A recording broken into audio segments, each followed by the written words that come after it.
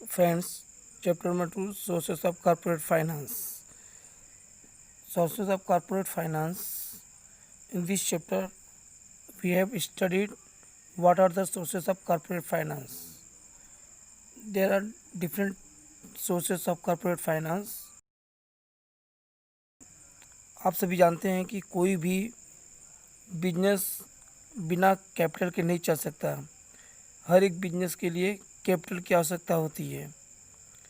Capital जो कि business में सबसे पहले इन्वेस्ट किया जाता है और उस बिजनेस में लगा के जो प्रॉफिट होता है उस प्रॉफिट में से जो भी इंटरनल कैपिटल रखने के बाद जिसको बोलते हैं प्लॉगिंग बैक ऑफ प्रॉफिट, ये सब साइड में रखने बजाय उसको हम लोग फिर से बिजनेस में इन्वेस्ट करते हैं और इस सोर्स से हम इंटरनल और external sources of finance collect करते हैं। तो हर एक कंपनी में जो कैपिटल इन्वेस्ट किया जाता है जो कि डिफरेंट सोर्सेस से प्राप्त होता है उसे हम सोर्सेस ऑफ कॉर्पोरेट फाइनेंस कहते हैं। इंट्रोडक्शन होने के बाद हम लोग देखेंगे कि sources of finance based on types of capital, owned capital and borrowed capital. Owned capital divided into two parts, shares and retained earning. Shares, that is equity shares and preference shares. And borrowed capital, that is debentures, public deposits, bonds, ADR, CDR, banks, financial institution, trade credit. The above sources of finance may be external or internal.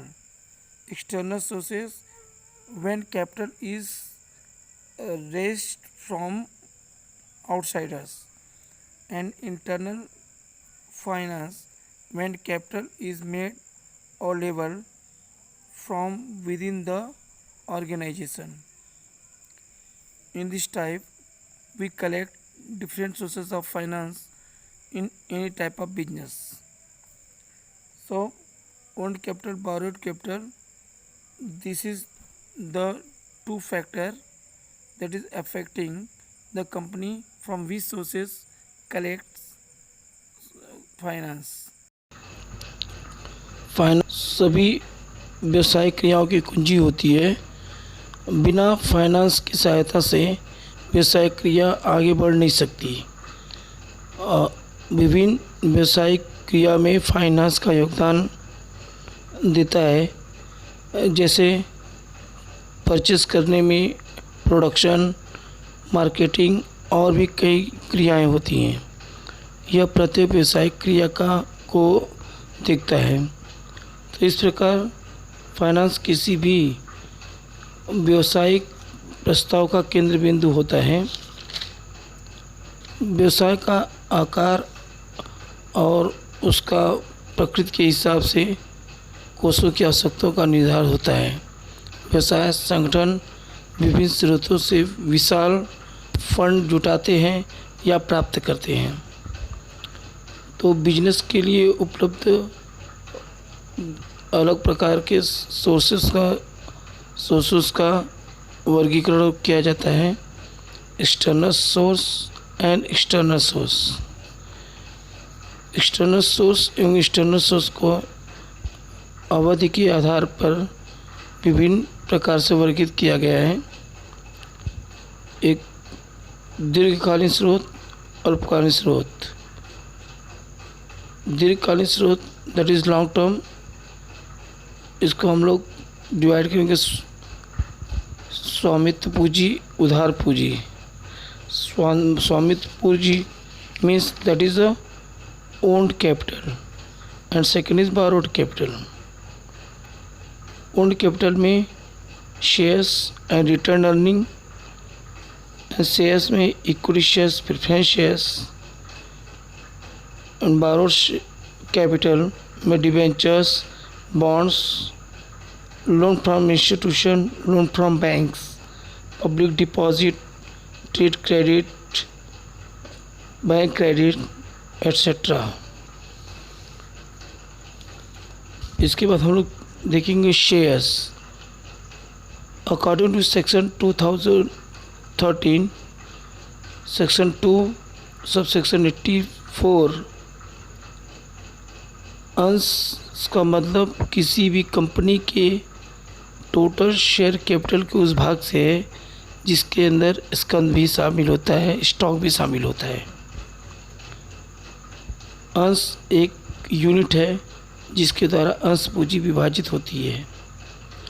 Shares company के capital की एक smallest unit होती है।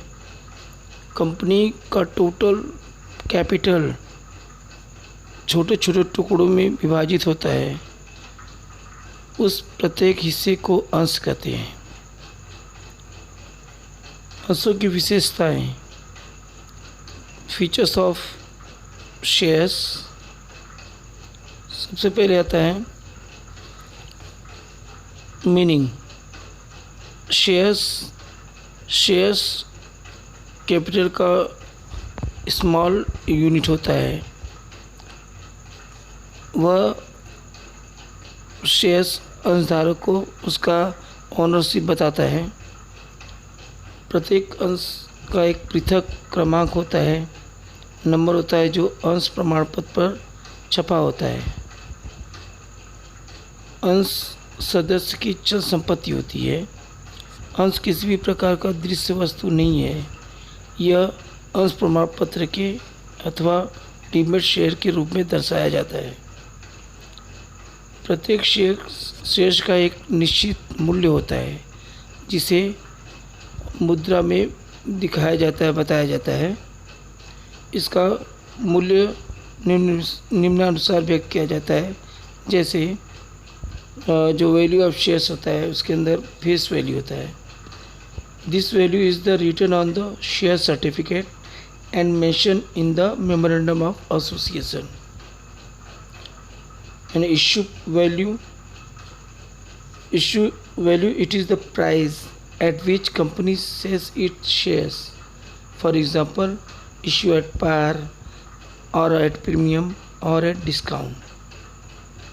Market value, this value of shares is determined by demand and supply forces in the share capital. तो यह बाज़ार की मांग और पूर्ति की शक्तियों द्वारा निर्धारित किया जाता है कि बाज़ार में उसकी कीमत कितनी है। अंशधारक को कंपनी के शुद्ध लाभ में हिस्सा प्राप्त होता है, इसे डिविडेंड कहते हैं। कंपनी निम्नलिखित दो प्रकार के शेयर्स इशू करती है, एक इक्विटी शेयर्स, दूसरा प्रेफरेंस शेयर्स। तो दोस्तों, आज के लेक्चर में हमने देखा कि फाइनेंस क्या होता है, फाइनेंस के कितने टाइप होते हैं, एक्सटर्नल सोर्स, इंटरनल सोर्स, और इसमें लॉन्ग टर्म फाइनेंस जिसके अंदर owned capital and borrowed capital. Owned capital में देखा कि shares and return earning, shares में equity shares and preference shares, और return earning that is flowing back a profit. इसके बोरोड कैपिटल में debenture, bond, land from institution, public deposit, bank credit. इसके बाद shares में जैसे हमने देखा कि 2013 सेक्शन